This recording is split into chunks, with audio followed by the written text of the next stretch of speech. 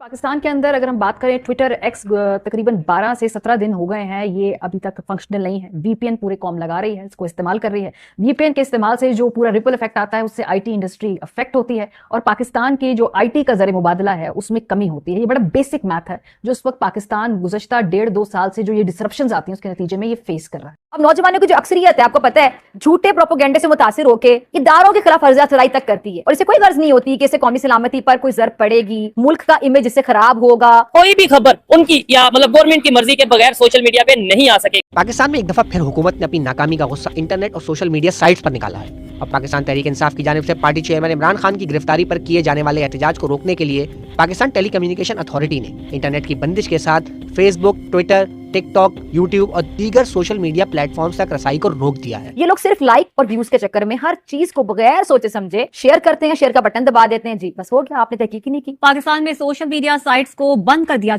ऐसा ही हुआ। सुबह जब मैं उठी तो मेरे बहुत से प्यारे प्यारे दोस्त जो भारत में हैं उनके मैसेजेस भी थे, मेरे बहुत से पाकिस्तानी जो फ्रेंड्स हैं उनके भी मैसेजेस थे, लेकिन साथ साथ एक कॉल सुबह 9 बजे से मुझे आ रही थी। अब मेरे जैसे जर्नलिस्ट एक्टिविस्ट जो हम लोग पाकिस्तान से बैठ के काम करते हैं, हम कहीं भागे हुए नहीं है, ना हम लंदन में है, ना हम अमेरिका में है, हम ठीक इस्लामाबाद में कैपिटल में बैठ के बात करते हैं। हमारा ये साथ हमसाया इंडिया बिल्कुल है।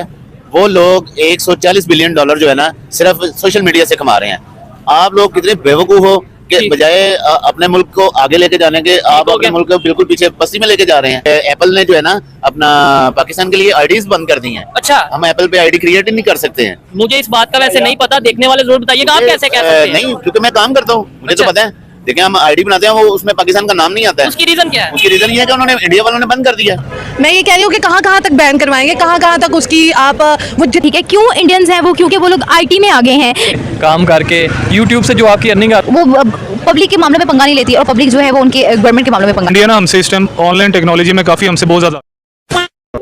जय हिंद दोस्तों, राम राम जी। जो आप लोग इस वीडियो पर आए हैं, देखिए आप लोगों ने सुना होगा कि पाकिस्तानी हर वक्त छाती पीटते हैं, रोते हैं कि भारत के अंदर मुसलमानों पर ज्यादती हो रही है, वो अपने विचार नहीं रख पा रहे, वो बोल नहीं पा रहे।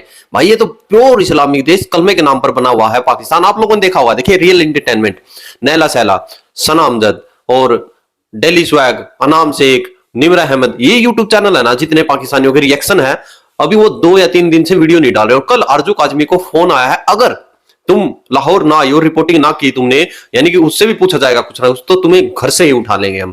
भाई ये हाल है वहां पर इस्लामिक मुल्क पाकिस्तान में। अगर गलती से भारत की तारीफ हो रही है ना भाई तुमसे, तो तुम्हें घर से ही डाले उठा के ले जाएंगे। आप लोग वीडियो देखिए, अच्छी लगे तो भाई लाइक करें, आपकी क्या राय एक मैसेज में रखें।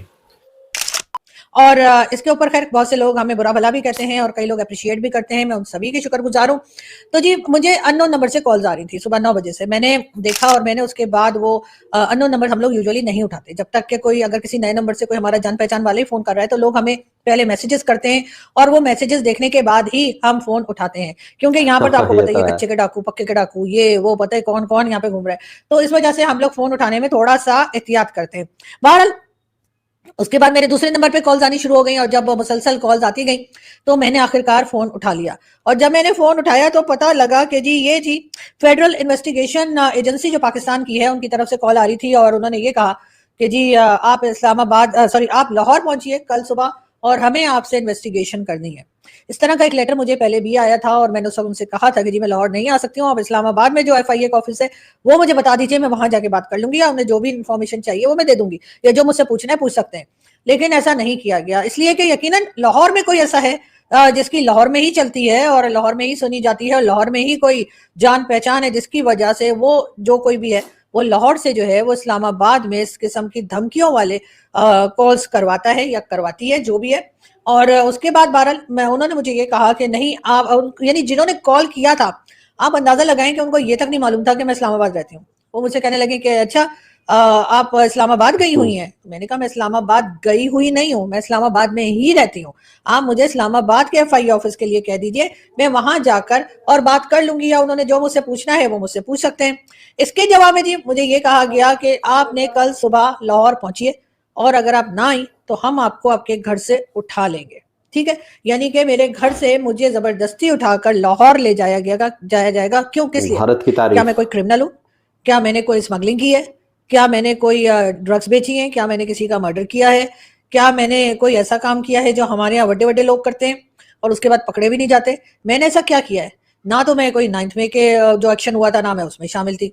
मैं तो घर से बैठकर अपने एक बातचीत कर रही होती हूँ, न्यूज़ देती हूँ अपने जो देखने वाले सुनने वाले हैं उनको, और उस न्यूज़ को आप ये भी नहीं कह सकते कि बाकी चैनल्स नहीं दिखा रहे, या वैसे हाँ मेन स्ट्रीम चैनल नहीं दिखा रहे, ये माना जा सकता है, लेकिन सच बोलने से तो आप हमें नहीं रोक सकते। अब ये इन्होंने सिलसिला शुरू कर रखा है। इससे पहले इन्होंने, आपने देखा मतीउल्लाह जान साहब जो हमारे सीनियर जर्नलिस्ट हैं, कई बार मतीउल्लाह जान साहब को उठाया गया और उनको डराया धमकाया गया, लेकिन ना वो डरे और ना वो रुके।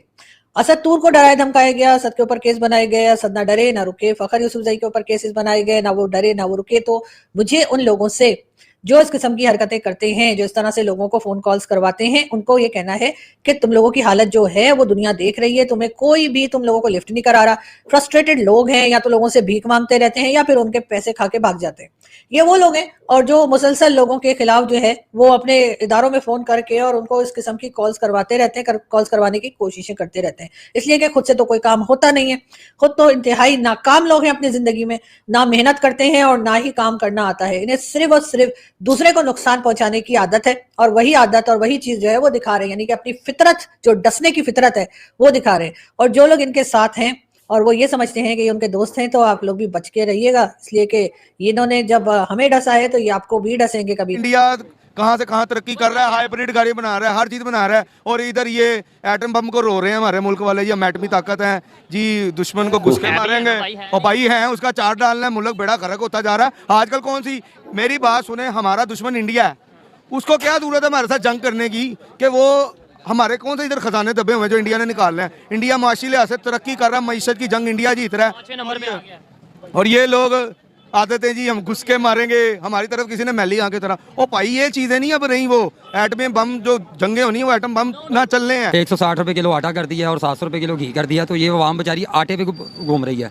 अभी इनसे पूछे कि आटा कहाँ से मिलना है, ये बताएंगे कि वहाँ पे लाइन लगी हुई, वहाँ पे लाइन लगी हुई है। आटा नायाब हो गया, ये एग्रीकल्चर कंट्री है, जरी मुल्क है। हाँ जी, ये पंजाब है, ये कोई बलोचिस्तान नहीं है, यहाँ कोई पहाड़ी इलाका नहीं जहाँ पे आटा लाइन में लेके आप लगेंगे, पंजाब है यहाँ। एक टाइम था इंडिया की करेंसी डी वैल्यू थी, आज हमारी डी वैल्यू हो गई और उनकी वैल्यू ऊपर चली गई है, हमारी करेंसी 3 रुपए हो गया, 3.25 रुपए। वही बात कर रहा हूँ कि जो यहाँ के मुनाफिक और गद्दार लोग हैं ना मुल्क के, वो इस मुल्क को डुबोने लगा। हमें किसी की, हमारे कोई दुश्मन नहीं, ना इंडिया दुश्मन है ना यहूदी दुश्मन है, ये हमारे अपने ही दुश्मन है जो हमारा बेड़ा गर्क कर रहे हैं मुल्क। देखिए, पाकिस्तान के अंदर इलेक्शन हुए थे, कैदी नंबर 804 इमरान खान जो कि जेल के अंदर पड़ा है।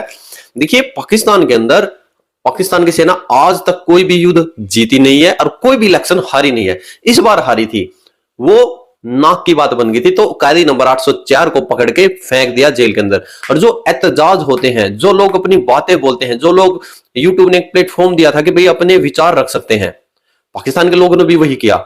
क्या किया? यूट्यूब चैनल स्टार्ट किए, रिएक्शन लोगों को लेने लग गए, उनके पास पैसे आने लगे, क्योंकि पाकिस्तान के अंदर तो भाई डॉलर 3 गुना जाता है, यानी कि यहाँ पर तो जो 83-84 रुपए रहता है, वहां पर तो भाई 250 प्लस जाता है वो, ठीक है। यानी कि अगर बंदे के $2 भी आ रहे हैं, $4 भी आ रहे हैं, तो 1000 रुपए बन जाते हैं, ठीक है। $4 भी आ रहे हैं, 1000 रुपए बन रहा है, तो लोगों को एक तो वहां पर पेट भरने लग गया, तो फिर वो जो उनके साथ जुल्म हो रहे हैं उसके ऊपर बात करेंगे। और जो पब्लिक है, पब्लिक को इतना अच्छा प्लेटफॉर्म मिल रहा था, वो अपने रिएक्शन दे रहे थे, तो पाकिस्तान की गवर्नमेंट ने सबसे पहले भाई इनकी गर्दन जकड़ी कि भाई स्पीच ऑफ फ्रीडम, इसको चीज को पकड़ो, क्योंकि पाकिस्तान की जो मेन स्ट्रीम मीडिया वो ये चीजें नहीं दिखाती, क्योंकि वो चलती है गवर्नमेंट के अंडर। और पाकिस्तान ने एक्स, यूट्यूब, फेसबुक, टिकटॉक है, वो तकरीबन 2 साल, यानी कि जब से इमरान खान पकड़ा जा रहा है तब से वो चीज सुचारू रूप से काम ही नहीं कर रही। लोग वीपीएन लगा के काम कर रहे हैं, वीपीएन लगा के काम करने लगे, तो पीछे ही आप लोगों को पता होगा कि पाकिस्तान के मौलाना ने बोल दिया था वीपीएन हराम है, फतवे जारी कर दिया, तो भाई ये इस्लाम के खिलाफ है, इस चीज को यूज नहीं करे। यानी कि जिस राह पर भी पाकिस्तानी चलते हैं वो उन्हीं को वहीं जकड़ लेते हैं। आप क्या कह रहे हैं? जय हिंद, जय।